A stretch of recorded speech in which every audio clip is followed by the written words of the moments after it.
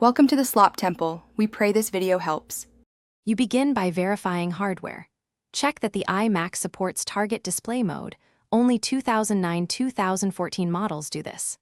Once done, pick a matching cable, Thunderbolt 2 or mini display port for older machines, or USB-C with an active adapter if required, because passive cables won't carry the protocol.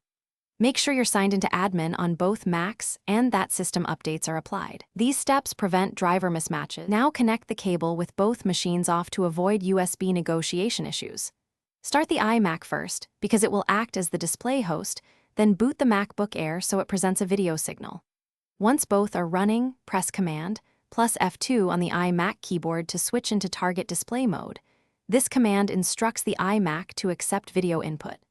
If you're using an adapter, make sure it's active and compatible. Passive adapters often fail.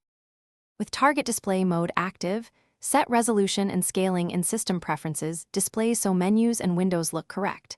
This fixes stretched or tiny UI.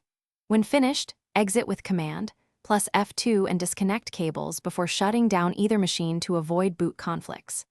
If the iMac shows no signal, make sure your adapter is an active Thunderbolt converter. Try a different cable, and test the setup with another Mac to isolate whether the iMac cable or MacBook Air is at fault.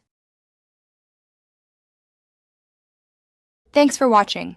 Consider subscribing if we helped you.